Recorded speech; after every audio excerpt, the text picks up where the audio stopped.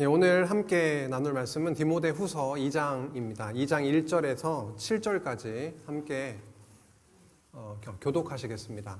2장 1절에서 7절까지입니다. 디모데후서 2장 1절에서 7절입니다.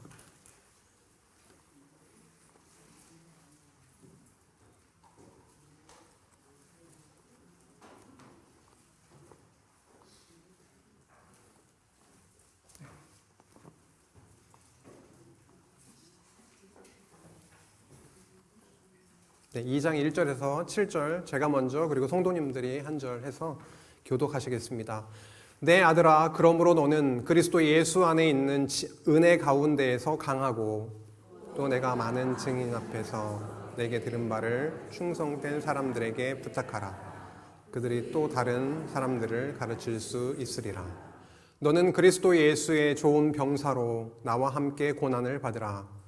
병사로 복무하는 자는 자기 생활에 얽매이는 자가 하나도 없나니 이는 병사로 모집한 자를 기쁘게 하려 함이라.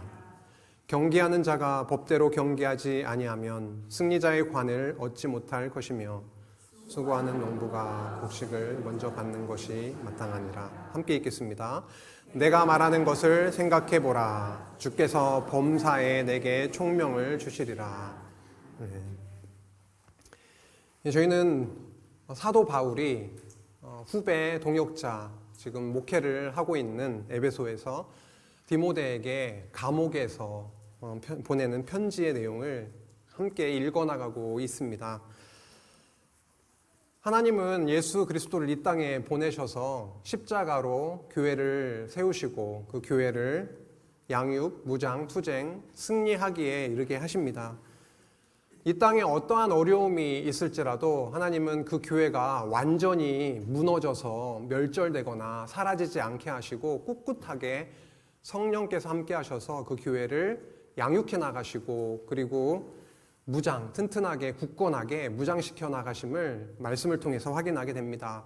특별히 디모데서를 통해서는 전서를 통해서 하나님께서 사역자를 하나님의 교회의 일꾼들을 부르시는 내용을 나누기도 했었고요. 후서에 와서는 바울이 디모데에게 이 교회에 그리고 하나님의 일꾼으로 부름받은 우리에게 디모데 너에게 얼마나 중요한 하나님의 사역을 맡겨주셨는지에 대해서 진실한 마음으로 거의 유언과 같은 말씀으로 전하고 있습니다. 지난 시간에 1장을 통해서 하나님께서 어떠한 중요한 책무를 맡기셨는가, 하나님께서 우리를 부르신 이유, 디모데를 그리고 사도 바울을 부르신 이후는 복음을 전파하는 그 중차대한 사명을, 그 책무를 맡기셨다.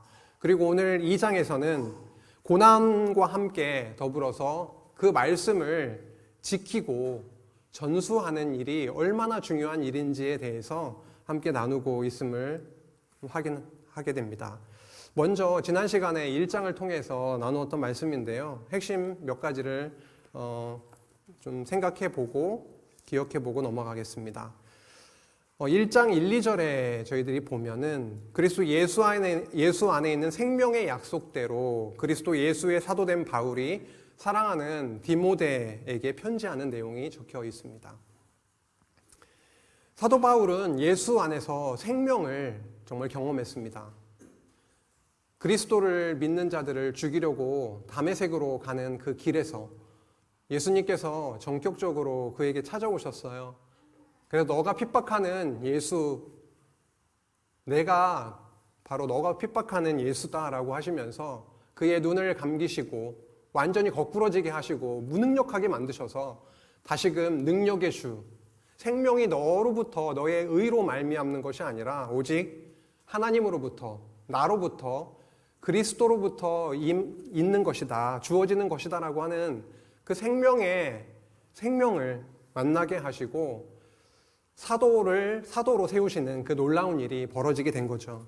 이제 이방의 사도로 너를 세워서 나의 일을 이루어 가겠다라고 하셨는데 그게 바로 약속대로 되어졌다라고 하는 것을 또 깨닫게 됩니다.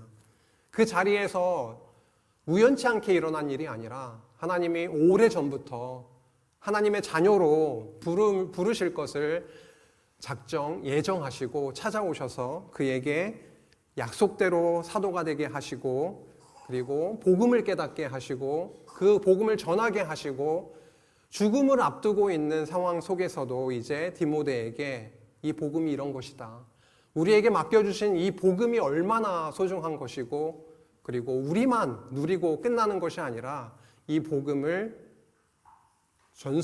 지키고 전달하는 일이 얼마나 소중한지 모른다라고 그렇게 당부하고 있습니다. 이런 말씀을 하고 있습니다. 두려워하지도 말고 부끄러워하지도 말라고요. 사실 굉장히 두려울 수밖에 없는 상황이었죠. 로마 네로 황제가 엄청나게 핍박하는 그 시대를 살아가고 있었고, 조금 자유롭게 밖에서 복음도 전하고 했었지만 이제는 다시 로마 감옥에 투옥이 되어서 이제는 밖에 생활을 할 수 없는, 갇혀있는, 사슬에 매여있는 상황 속에 있게 되었던 거죠. 그리고 밖의 상황이 만만치가 않습니다. 그렇게 사랑했던 디모데도, 에베소 교회도, 그 소아시아 교회들도 고통 가운데, 핍박 가운데 있음을 감지하게 되죠. 그리고 조금 있으면 나도 생명을 다하겠구나, 이제 이 감옥에서 살아나갈 수 없겠구나라고 하는 것을 감지하고 이제 마지막으로 편지를 쓰고 있는 것이었죠. 두려움 가운데 있을 수밖에 없습니다, 인간적으로는. 그런데 두려워하지도 말고, 내가 복음을 전파하고 함께 동역했던 사도 바울이 이 감옥 속에 갇혀 있다 할지라도 나로 인해서 부끄러워하지 말라라고 그렇게 말합니다. 어떻게 두려워하지 않고 부끄러워하지 않을 수 있겠습니까, 인간적으로는. 그런데 참 8절의 말씀 너무도 저희들에게 큰 힘과 위로가 되죠. 복음과 함께 고난을 받으라 라고 하는 그 말씀 직전에 나오는 말씀이 있습니다. 오직 하나님의 무엇을 따라 복음과 함께 고난을 받으라 라고 하십니까? 하나님의 능력을 따라서. 너의 능력으로 담대하고 두려워하지 말고 해내라, 이게 아니라 정말 하나님의 능력이 너와 함께 할 것이다. 그 능력을 따라서 복음과 함께 고난을 받으라 라고 그렇게 말씀합니다. 사도 바울이 이렇게 얘기했다 해서 디모데가 예, 알겠습니다, 이제부터 고난을 받겠습니다, 그렇게 할 수가 없는 거죠.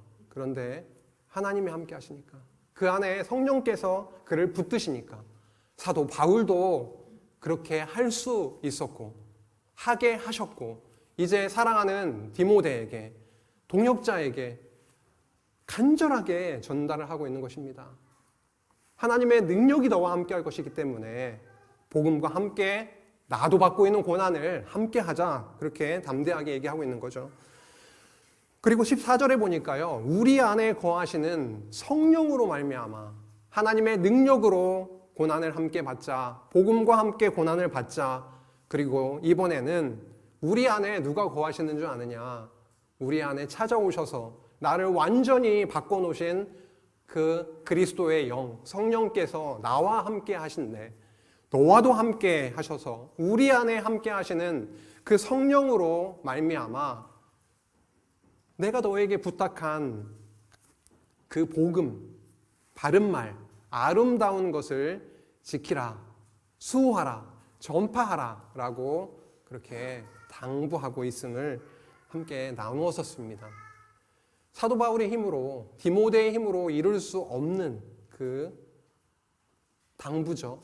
그런데 하나님의 능력으로 이루게 하실 것이다, 성령께서 내 안에 이루실 것이다 라고 하는 말씀 안에, 그 말씀을 들었을 때 디모데가 얼마나 나의 능력으로 하는 것이 아니구나, 내가 나이가 어려서 연소해서 이런저런 실수도 할 수 있고 부족함이 많지만 우리 안에, 내 안에 오신 성령께서 행하게 하시겠구나 라고 하는 확신을 주셨을 겁니다.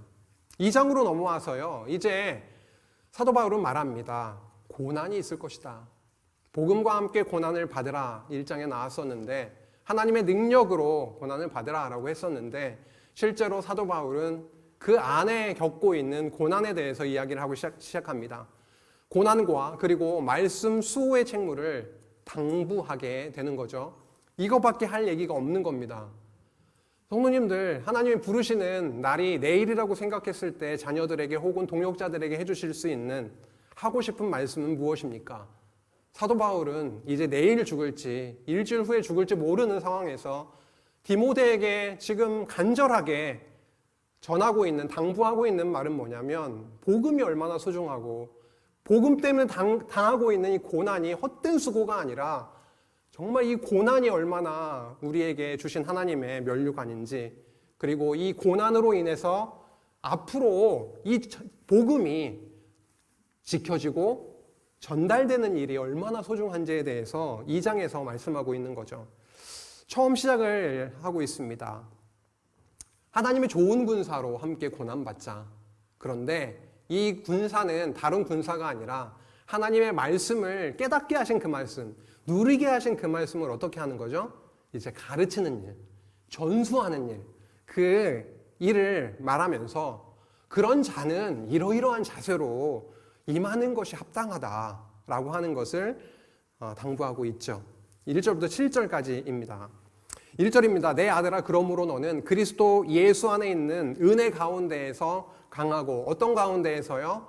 은혜 가운데에서.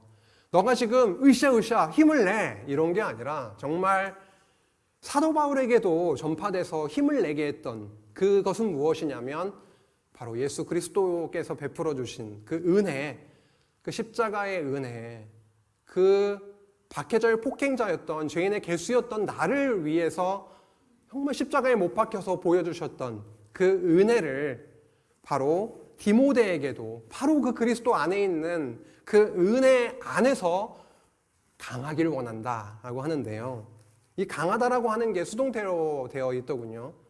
야, 강해져 이런 게 아니라 정말 그 은혜로 인해서 우리가 어떻게 된다는 거죠? 강해진다라고 하는 겁니다.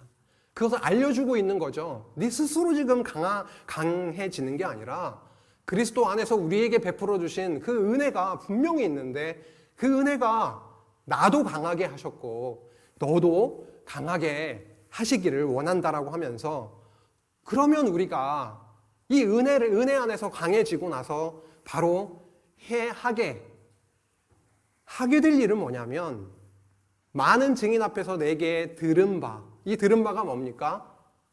두 글자요. 복으로 시작해서 음으로 끝나는 거. 바로 그 복음을, 내가 들은 바를, 그 복음을 어떻게 해요? 아무에게나 전하는 것도 좋죠, 뭐. 그렇죠? 복음을 전파해야죠. 그렇죠? 전파하실 수밖에 없는 거잖아요. 전파하게 되는 거잖아요. 좋은 걸 듣고 누리면. 그렇죠? 아닌가요? 뭔가 좋은 걸 누리게 되면 전하죠, 자꾸 이렇게. 네. 그거는 당연한 겁니다. 저는 뭐 이렇게 좋은 거 이렇게 들으면은 이렇게 알려주고 전하는 걸 되게 좋아하거든요. 네, 그렇습니다. 그러니까 복음을 저희들에게 주시면 복음을 전하는 거는 당연한 거겠죠. 그런 흐름이 있는 거겠죠. 그래서 내게 들은 바 그 복음을 충성된 사람들에게 부탁하라고 합니다. 충성된 사람들, 신실하고 진실된 사람들, 복음에 집중하고 복음을 사랑하는 그 자들에게 복음, 들은 바를 전하라고 합니다. 부탁하라고 합니다. 위탁하다라고 하는 뜻인데요. 여기서 위탁하다라고 하는 게 전달해주고 전수해주고 라고 하는 그런 의미인 거죠. 그들이 또 다른 사람을 가르칠 수 있으리라. 굉장히 큰 원리가 나와 있는 겁니다. 우리 하나님 나라 언약 복음, 이 성경 신학, 하나님께서 저희들에게 수십 년 동안 이 교회에 담아주신, 깨닫게 하신 그 복음이 있는데요. 이 복음을 우리만 듣고 그냥 끝내는 것이 아니라 이제 오고 오는 후대들에게 전달되기를 간절히 소원하죠. 그런 차원에서 왜 그렇게 우리가 하게 되고 있냐, 하고 있느냐라고 하는 것은 이런 것이죠. 우리만 누리는 것이 아니라, 아까 우리 거기 손자가 왔다 갔다 했잖아요. 그런 우리 후세대들에게, 아들, 손자, 손녀에게 그 진리가 전달되기를 저희는 학수고대하고 너무도 간절하게 소망하는데, 이런 원리인 겁니다. 가르치라, 전수하라. 그러면 그 후대가 또 그 복음을 다른 사람들에게 가르칠 수 있으리라라고 하는 거죠. 그래서 사도 바울은 디모데에게 이것을 굉장히 중요하게 생각하기 때문에 2장 넘어와서 처음부터 이런 내용을 서두에 밝히고 있습니다. 너는 그리스도 예수의 좋은 군사로 나와 함께 고난을 받으라. 우리 처음 앞에 디모데후서 1장 8절에 확인했듯이요. 하나님의 능력을 따라 복음과 함께 고난을 받으라라고 했습니다. 단순하게 고난 받아야 돼. 당위적인 것이 아니라 정말 우리와 함께 하시는 하나님의 능력으로 우리에게 찾아오신 성령의 함께 하심으로 우리가 함께 고난을 받자라고 하는 것인데 사도 바울은 군사, 군대, 병사 이런 말을 자주 했었습니다.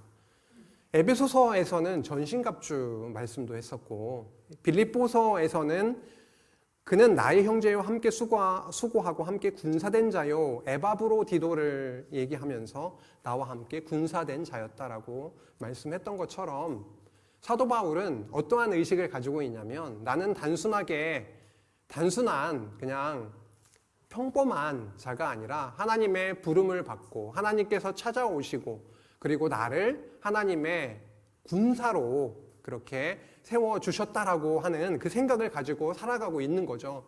그렇다 보니까 군인이 겪게 되는 일은 굉장히 편안한 그런 삶인가요? 뭐 전쟁이 없으면은 조금 편안할 수도 있겠다 싶지만은 전쟁이 없을 때도 엄청난 훈련들을 하고 있거든요. 평소에 군대, 군사, 군인의 삶이라고 하는 것은 전쟁이 일어났을 때 언제든 투입될 수 있는 그 상태를 유지해야 되기 때문에 상당히 긴장감도 있고 고통이 수반되는 그런 거잖아요. 사실 사도 바울에게 있어서 하나님의 군사로 이 땅에 살아가고 있는 그 삶의 현장은요, 만만치 않거든요. 복음을 전하는 하나님의 군사로 살아가고 있는 그 현장에는 고난이 계속해서 따라 붙었었습니다. 그런데 나와 함께 하나님의 좋은 군사로 고난을 받자 그렇게 말씀하고 있는 거죠.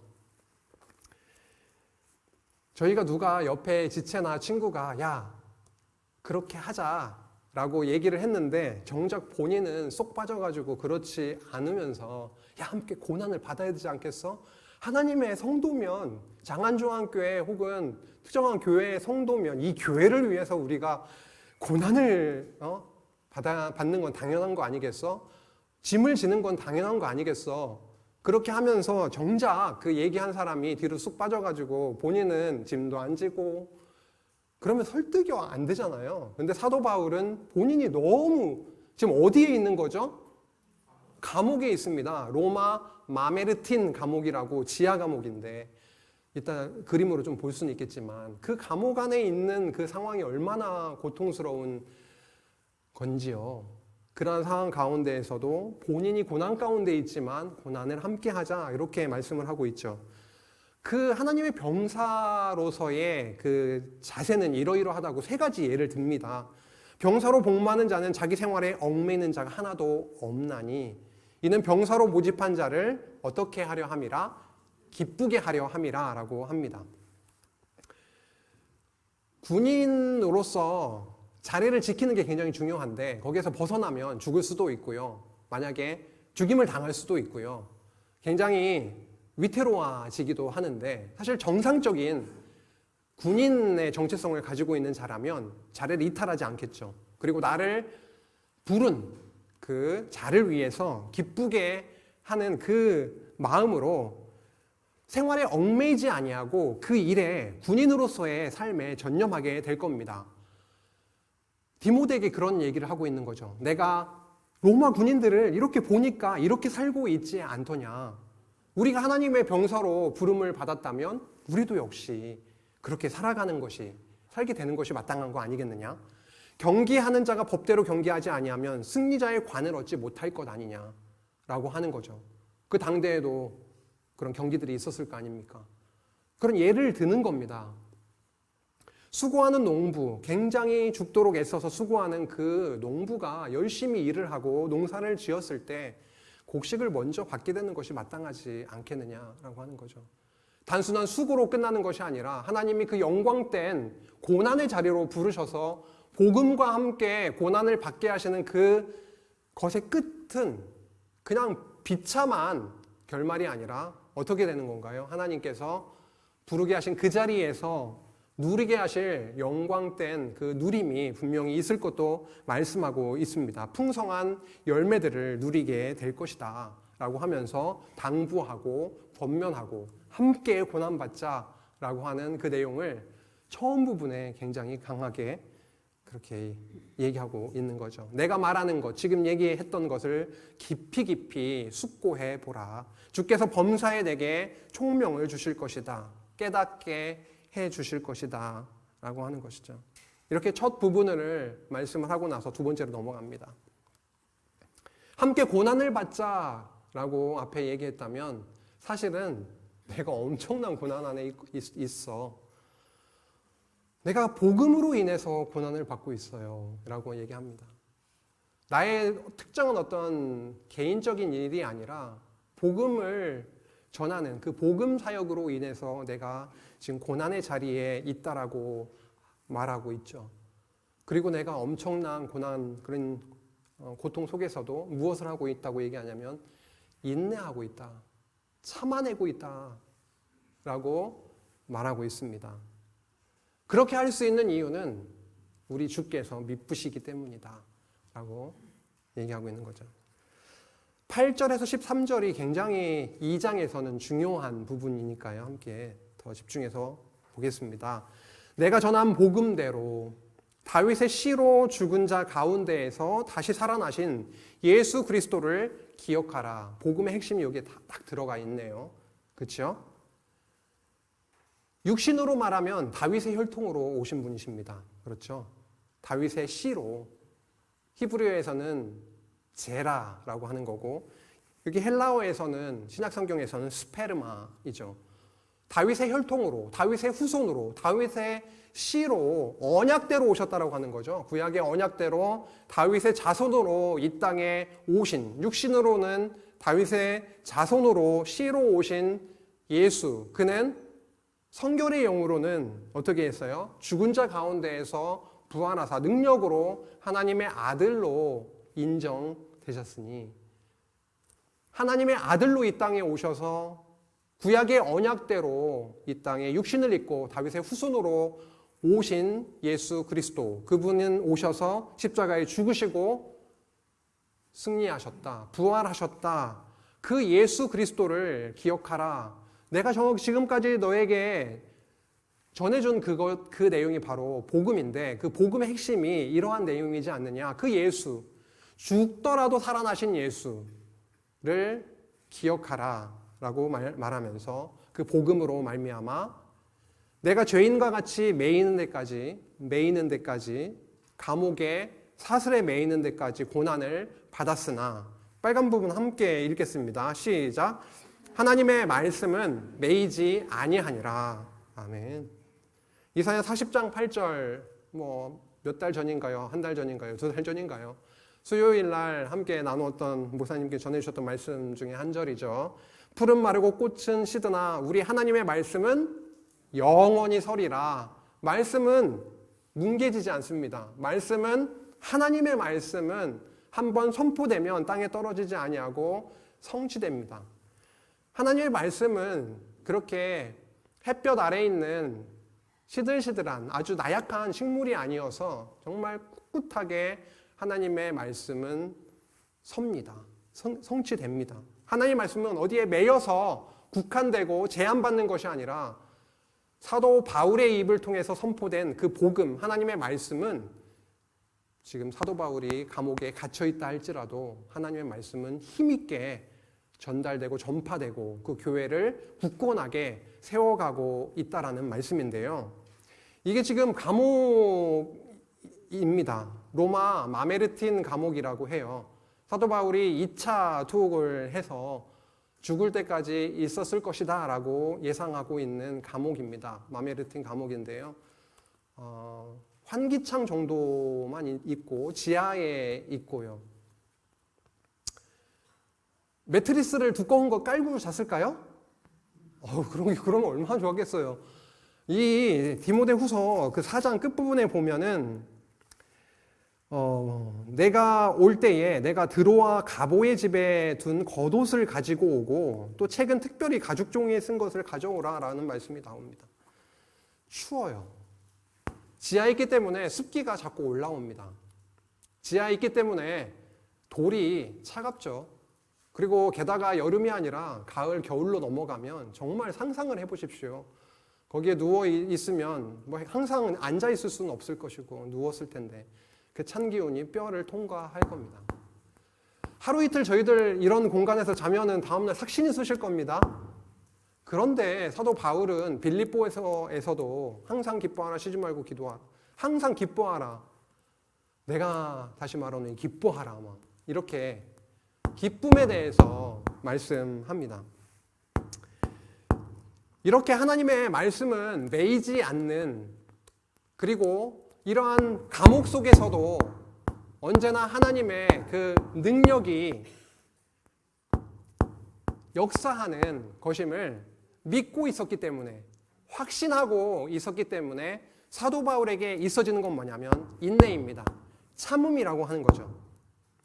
그러므로 내가 택함 받은 자들을 위하여 모든 것을 참음은 그들도 그리스도 예수 안에 있는 구원을 영원한 영광과 함께 받게 하려 함이라. 사도 바울은 이런 고통 가운데 있으면서도 인내할 수 있었다라고 하는 겁니다. 무엇이 인내를 만들어냈느냐? 무엇이 인내를 만들어냈느냐?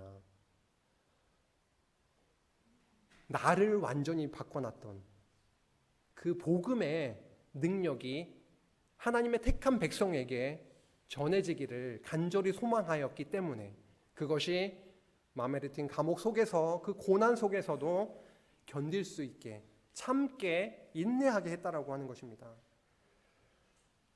그래서 미쁘다 이 말이요. 이 말은 정말 믿을만 합니다 라고 하면서 우리가 주와 함께 죽었으면 또한 함께 살 것이요.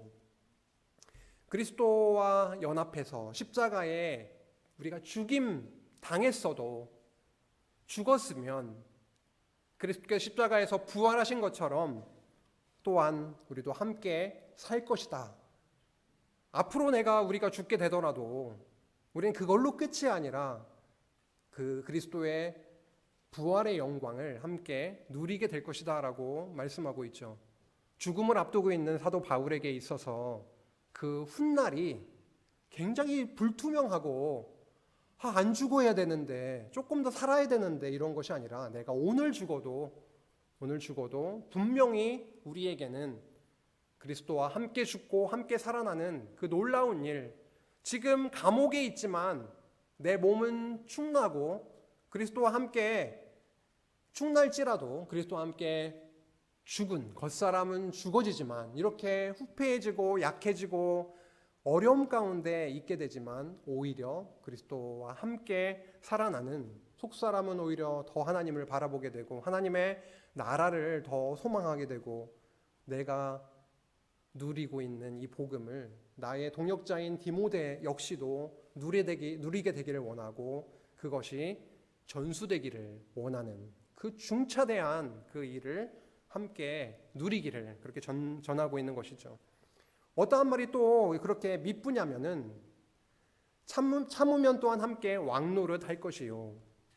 하나님께서 인내하게 하시면 장차 예수께서 이 땅에 오셔서 왕으로 오셔서 그의 붙은 바 된 지체로서 그 통치의 영광을 함께 누리게 될 것 아니겠습니까? 우리가 주를 부인하면 주도 우리를 부인하실 것이라. 예수 그리스도의 그 복음에서 이탈하여 비진리에 속하고 그리고 예수 그리스도를 부인하게 되면은 그도 역시 예수 그리스도도 주도 우리를 부인하실 것이다. 오늘 2장에 보면은요 두 인물이 등장을 하게 되죠. 그렇죠? 후메네오와 빌레도가 나오고 있습니다. 이 자들은 몇 절이죠? 17절에 나오고 있는데요. 이 두 사람은 그리스도의 부활을 부인하고 하나님의 그 복음을 완전히 인정하지 않는 자들로 등장을 하고 있는데요. 그들과 같이 그리스도를 부인하게 되면은 주도 우리를 부인하실 거다라고 하는 거죠. 그런데 13절 너무 중요한 말씀입니다. 우리는 미쁨이 없을지라도, faith가 믿음, 신실함 그런 거잖아요. 레스가 없는 거죠. 우리의 미쁨이 없을지라도 주는 항상 미쁘시니 자기를 부인하실 수 없으시리라. 하나님은 주는 그 믿음이 아주 가득한 거죠. 신실하시다라고 하는 말씀입니다. 우리는 너무 약해서 때때로 타협을 하기도 합니다. 신앙 안에서도 때때로 타협을 하기도 하죠. 약하기 때문에요. 아까 전절에 나온 이 부인은 완전히 배교하고 그리스도를 인정하지 아니하는 그러한 불효에 속한 것이다 라고 한다면 13절에 나오는 미쁨이 없는 나약한 그런 상황을 얘기하는 거죠. 우리가 살아가는 과정에서도 이러한 모습이 엄청나게 많이 있습니다. 하나님이 믿음을 주셔서 기쁘게 하시고 충만하게 하실 때는 고통과 고난도 수고도 감수하죠. 기쁨으로 하게 됩니다. 그런데 그게 아니라 그 반대의 경우에는 어떻게 되나요? 타협하고 피하고 가능만 하면 내 몫을 옆의 지체가 져주기를 바라고, 분명히 오늘 중요한 교회 행사가 있는데 갑자기 일이 생기잖아요. 그렇죠? 내가 만든 일 이해가 잘 안 되시나요? 참 하나님이 붙들어 주시지 않으면 우리는 미쁠 수가 없는 겁니다. 그래서 하나님은 우리의 그런 미쁘지 아니함, 정말 우리가 모든 것들을 신실하게 할 수 없는 그런 상황 가운데 있다 할지라도 우리 하나님은 미쁘시다라고 하는 거죠. 주 예수 그리스도는 바로 미쁘시기 때문에 지금 고통 가운데 있는 사도 바울이 뭘 하게 되는 겁니까? 인내하게 되는 거고요. 끝까지 참아낼 수 있는 그런 힘을 얻게 되는 것이고요. 그리고 이 함께 동참함에 대해서 후배 동역자인 디모데에게도 간절하게 당부하고 있는 겁니다. 그래서 사도 바울도 물론이고요. 디모데도 물론이고 그들에게 정말로 중요한 일이 있는데요. 그것은 뭐냐면 진리분별입니다. 무엇이 진리인지 무엇이 비진리인지 그것을 확실하게 분별해서, 그게 바로 비진리이면, 악성 종양과 같은 것이면, 그것이 망령되고 헛된 것이면 가차없이 끊어버리고 버려버려야 될 것에 대해서 뒤에 이어지고 있습니다. 너는 그들로 이 일을 기억하게 하여. 지금 방금 많은 내용을 언급했잖아요. 이러한 일들을 기억하게 하기를 바란다. 그래서 그들이 나오네요. 지금 방금 계속 대화를 나눈 것은 편지를 통해서요. 계속 대화를 나눈 대상은 디모데였죠. 근데 갑자기 그들이라고 하는 게 튀어나왔네요. 근데 1, 2절에 보면은 충성된 사람들이 등장을 했었죠. 그 충성된 사람들에게 지금 내가 너에게 지금 보낸 이 내용을 기억하게 하기를 바란다. 그래서 그 헛된 일들에 휩싸이지 말고, 말다툼하는 자들이 있는데, 그렇죠? 그 말다툼을 하지 말라고 하나님 앞에서 엄히 명하라. 이는 유익이 하나도 없고 도리어 듣는 자들을 망하게 하기 때문이다. 교회를 허물어 버리고 교회를 굳건하게 세우는 것이 아니라 그렇게 되기 때문이다. 너는 진리의 말씀을 옳게 분별하며 부끄러울 것이 없는 일꾼으로 인정된 자로 자신은 하나님 앞에 드리기를 힘쓰라. 진리의 말씀을 옳게 분별하는 것이 너무 중요한 것입니다. 저는 디모데 전서, 이번에 또 후서를 읽어 나가면서 하나님이 저에게, 그리고 저만이 아니죠, 모든 성도에게, 아니면 조금 더 수고하고 계시는, 앞서 수고하고 계시는 그런 분들에게 하나님이 하시는 말씀이 이거구나. 다른 것도 중요하죠. 그런데 그 근간에는 진리라고 하는 것이 얼마나 중요한지를 좀 듣고 있습니다. 진리가 무엇인지, 비진리는 무엇인지, 우리가 정말 여호와, 우리 주라고 하는 이름을 내걸고 하고 있는 일들 중에서 비진리적인 요소는 뭐가 있는지를 생각을 하게 될 필요도 있는 거죠. 그래서 진리의 말씀이 아니라고 한다면, 진리에 합당한 그 무엇이 아니라면 말씀에 입각하여 더 교회를 진리 안으로, 모든 성도가 진리 안으로 그렇게 묶여질 수 있는 방향으로 가는 것이 되게 합당하겠죠. 너는 진리의 말씀을 옳게 분별해서 부끄러울 것이 없는 일꾼으로 인정된 자로 자신을 하나님 앞에 드리기를 힘쓰라. 로마서 12장에 나오는 말씀이 좀 생각나긴 하네요. 거룩한 산 제사로 드리라. 정말 이게 우리가 결단을 해서 나 자신을 정말 하나님 앞에 드리겠어 라고 하는 그런 인간적인 결단이 아니라 정말 우리 안에 찾아오신 성령께서 무엇이 진리인지를 분별하게 하시고 진리 안에 살아가게 되는 삶, 정말 영적인 산 제사, 그 예배를 통해서 하나님 앞에 드려지기를 그렇게 말하면서 망령되고 헛된 말을 버리라고 합니다. 정말 진리 아닌 그 여타의 것들을 잘라버리고 버리라. 그들은 경건하지 아니함에 점점 나아가고 있다. 오늘 나오게 되는 후메네오와 빌레도 같은 경우가 그런 것입니다. 망령되고 헛된 말에 빠져서 그러한 것들을 계속해서 퍼나르고 얘기하고 하면서 교회를 흔들어 놓는, 비진리로 인해서 고통당하게 하는 그 요소들을 버리라. 그들의 말하고 있는 비진리적인 그런 내용들, 부활은 지나갔어. 무슨 말이야 지금. 그 당시에 이런 자들이 했던 말입니다. 그들의 말은 악성 종양이 퍼져나감과 같은데 그 중에 후메네오와 빌레도가 있느니라. 진리에 관하여는 그들이 그릇되었도다. 부활이 이미 지나갔다 하므로 어떤 사람들의 믿음을 무너뜨리느니라. 부활은 이미 지나갔어 라고 하는 그 말이 얼마나 이 성도들에게 있어서는 치명적으로 위험한 말이냐면요. 이것은 단순히 부활이라고 하는 것이 지나갔어라고 하는 것이 아니라 조금 더 파고 들어가면 그 철학의 영향을 받아서 영적인 것은 굉장히 선하고 육적인 것은 굉장히 반대적이고, 그래서 예수님께서 이 땅에 육신을 입고 오신 것 자체도 부인하고, 그리고 더더욱 육신의 부활을 전혀 인정하지 않는 그러한 편에 서 있는 겁니다. 그렇기 때문에 그리스도께서 다윗의 혈통으로, 다윗의 씨로 오셨다라고 하는 것을 부인하는 자들입니다. 오늘 2장 1, 2절 처음 시작할 때부터 나왔던 말씀이잖아요. 다윗의 씨로 이 땅에 오셨다라고 하는 거, 그리고 부활하셨다라고 하는 거, 그것을 부인하는 것이죠. 정말 저희 교회가 말씀을 전하는 자뿐만이 아니라 모든 성도에게 있어서 중요한 것은 무엇이 진리이냐라고 하는 것이죠. 그게 우리의 생각과 삶과 우리의 목표와 우리의 방향과 우리의 인생의 그 정체성과 가치, 그 모든 것들을 달리해버리기 때문에 정말 얼마나 중요한가 또 생각을 하게 되네요.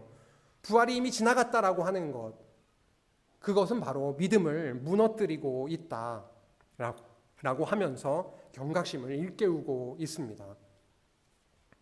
하지만 이렇게 어려운, 어떻게 보면은 교회가 흔들리고 힘들어질 수밖에 없는 그런 상황으로 보이지만 하나님은 그것으로 무너지게 하시지 아니하고 교회를 터 위에 굳건히 세우셔서 하나님의 택한 백성을 인치셨다라고 말씀을 하고 있는 거죠.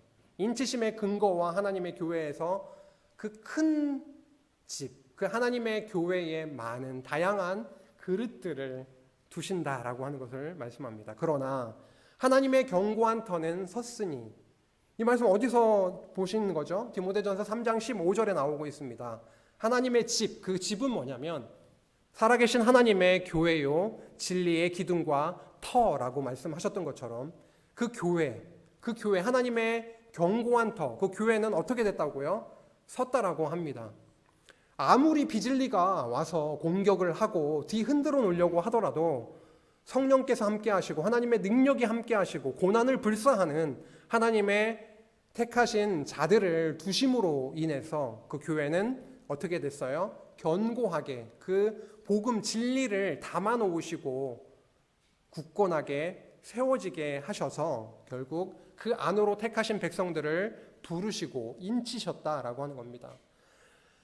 인침이 있어 일렀으되 주께서 자기 백성을 아신다 하며 또 주의 이름을 부르는 자마다 불의에서 떠날지어다 하였느니라. 큰 집에는 하나님의 집, 그 교회, 몸된 교회에는 금그릇과 은그릇뿐만 아니라 나무 그릇과 질그릇도 있어 귀하게 쓰는 것도 있고 천하게 쓰는 것도 있나니 그러므로 누구든지 이런 것에서 자기를 깨끗하게 하면 귀 쓰는 그릇이 되어 거룩하고 주인의 쓰임에 합당하며 모든 선한 일을 준비함이 되리라. 다양한 그릇들을 주십니다. 큰 대접이 되기를 원하십니까? 간장종지가 되기를 원하십니까? 다 큰 그릇만 있으면 되겠습니까? 저는 간장종지라도 되고 싶어요. 하나님의 집안에 있는 간장종지. 큰 그릇이 되기를 그런 인간적인 욕심을 내버려 두고 그건 하나님이 하실 일이고요.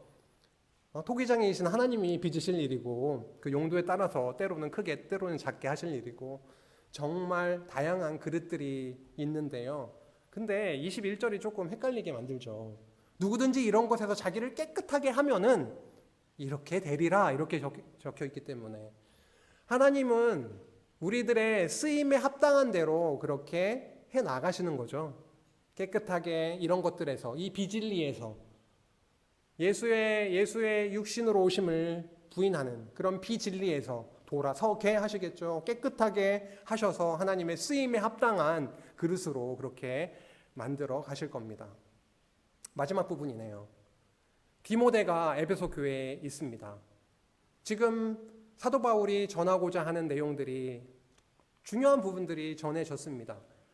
그런데 사도 바울이 생각하기에 종으로서의 생활 부분들 그리고 그 거역하는 진리를 거역하는 자들에 대한 또 해야 될 일들이 있잖아요. 그 훈계가 있는데 그 훈계의 목적은 무엇인지 그냥 완전히 내치려고 하는 것인지 잘라내려고 하는 것인지 그건 아니다라고 하는 건데요. 또한 너는 청년의 정욕을 피하고 주를 깨끗한 마음으로 부르는 자들과 함께 그 동역자들과 함께 청결한 마음을 주신 그 동역자들과 함께 의와 믿음과 사랑과 화평을 따르라 라고 하십니다. 어제 재직 워크숍을 하면서 이런 느낌을 받았어요. 주를 깨끗한 마음으로 부르는 자들이 함께 모여서 정말 다른 거 어디 돈 될 일 있어? 뭐 이런 게 아니라 정말 하나님의 선한 일을 위해서 함께 머리를 맞대고 고민하고 계획하고 정말 교회를 사랑하는 마음을 그렇게 마음껏 표현하고 그런 것들을 느끼게 됐었는데 의와 믿음과 사랑과 화평을 따르라. 그러한 일을 향해서 나아가기를 원한다. 어리석고 무식한 변론을 버리면 좋겠다. 지금까지 얘기했던 진리에서 벗어난 것들을 이제 버려버리고 이에 왜냐하면 다툼이 나는 줄 알기 때문이다.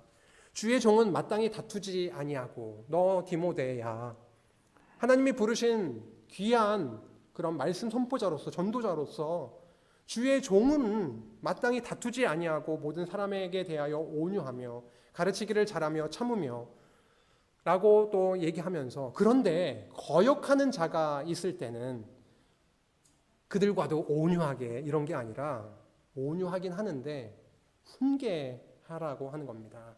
온유함으로 훈계할지니 혹 하나님이 그들에게 회개함을 주사 진리를 알게 하실까 하며 저희가 참 이런 어려움 가운데 비진리에 휩쓸리고 있는 지체들이 혹시라도 있다면 교회가 할 일은 당연히 있는 거죠. 사랑으로 훈계하는 건 온유함으로 훈계하는 건 있지만 아이고 이 진리가 아니라 그거면 아예 나가버리라고 이렇게는 아닌 거잖아요. 그렇죠? 그게 아니라 정말 사랑의 온유한 사랑의 마음으로 훈계하는 것은 그 목적은 그 과정을 통해서 다시 회개하게 되기를 바라는 거죠. 회개함을 주어서 진리를 다시금 알고 깨닫게 하게 되기를, 그리고 깨어 마귀의 올무에서 벗어나게 되어서 그들이 지금 마귀의 올무에 사로잡혀서 비진리 안에 지금 유혹되고 있지만 그 훈계를 통해서, 온유함을 바탕으로 한 훈계를 통해서 이제는 마귀의 올무에서 벗어나 하나님께 사로잡힌 바 되어서 그 뜻을 따르게 하실까 하는 그런 목적으로 훈계하라라고 말하고 있습니다. 디모데에게 있어서 에베소 교회에 있었던 많은 그런 혼란함, 비진리가 막 교회를 흔들어 놓는 그런 상황 가운데 하나님께서 하게 하시겠지 이런 게 아니라 정말 하나님이 하게 하시는데, 그런 과정에서 어떠한 지혜로운 진리 싸움, 진리를 분별하고 버릴 것들은 버리고 비진리에 대항해서 하나님께서 어떠한 방식으로 교회를 섬기고 굳건하게 세워가게 하시는지에 대한 진리를 오늘 사도 바울을 통해서 디모데에게 확실하게 전달하였습니다. 이 말씀은 디모데에게만 필요한 말씀이 아니라 우리 지금을 살아가고 있는 우리 모든 성도에게 필요한 말씀입니다. 우리를 그리스도의 병사로 부르셨죠. 그래서 고난 가운데 우리를 두시기도 합니다. 하나님의 병사로 살아가면서 나는 편했으면 좋겠다, 나는 고난을 받지 않았으면 좋겠다라고 하는 것은 어불성설입니다. 하나님께서 고난의 과정에 두시긴 하지만 그 고난은 고난으로 끝나는 것이 아니라 정말 풍성한 영적인 그 영광의 열매를 함께 누리게 되는 그 놀라운 책무를 이 교회에, 우리에게, 특별히 목회자인 디모데에게, 또 저에게, 목사님에게, 우리 장로님, 권사님, 집사님들에게 맡겨주셨다라고 하는 겁니다. 고난이 있지만 말씀을 누리고 깨닫고 누리고 간직하고 그렇게 전승하는 책무를 주셨음을 다시 한번 기억합니다. 복음과 고난 그리고 인내할 수 있는 이유는 우리는 조금 신실하지 못하지만, 미쁘지 못하지만 하나님은 미쁘시기 때문에 그를 바라보며 의지하고 우리가 나아가게 될 수 있구나를 알려주셨고요. 그리고 정말 중요한 것은 뭐가 진리인지, 강단에서 선포되고 있는 말씀, 그 말씀, 진리의 말씀, 그게 혹시라도 성경에서 말하는 것이 아닐지도 모르잖아요. 그렇죠. 모든 성도님들이 진리를 추구하고 함께 말씀 안에 거하고 무엇이 진리인지, 혹은 목회자와 장로님들과 권사님들과 함께 그렇게 나누고 확증해가고 전수하는 그 일이 너무 중요하다라고 하는 것을 오늘 말씀을 통해서 저희들에게 강하게 심어 주십니다. 진리의 말씀을 분별하는 일, 저에게도 맡겨주셨고요. 우리 모두에게도 허락하신 귀한 일임을 다시 한번 오늘 말씀을 통해서 마음에 새기게 되네요. 우리의 힘으로 할 수 없습니다. 우리가 어떻게 고난을 이겨낼 수가 있겠습니까? 하나님의 능력으로 우리 안에 찾아오신 성령의 함께 하심으로 우리를 통해 이루어 가실 그 놀라운 일, 고난이 있지만 기쁨과 영광의 열매를 누리게 하실 그 일에 우리를 초대하셨습니다. 교회에 맡겨주신 진리 전수와 진리 수호와 전수의 그 책무에 동참하게 하신 하나님께 감사드립니다. 함께 기도하겠습니다. 하나님 아버지, 감사합니다. 이 교회는 인간의 힘으로 세워지고 터가 서는 것이 아니라 하나님께서 주시는, 하늘로부터 주시는 진리로 인해서 서고 굳건해짐을 믿습니다. 우리 힘으로 헤쳐나갈 수 없음을 압니다. 우리 안에 찾아오셔서 우리의 힘 되시고 우리의 능력 되시는 그리스도의 영 성령께서 언제나 함께하여 주시고, 우리가 힘들고 지치고 쓰러질 때마다 우리의 버팀목이 되어주시고 지팡이가 되어주시고 우리의 안내자가 되어주셔서 정말 힘들고 고난 많은 이 세상일지라도 하루하루 하나님을 바라보며 저 천국을 바라보며 한 걸음 한 걸음 전진해 나가는 하나님의 좋은 군사로 세워주시기를 간절히 바라오며 예수님의 이름으로 기도했습니다. 아멘.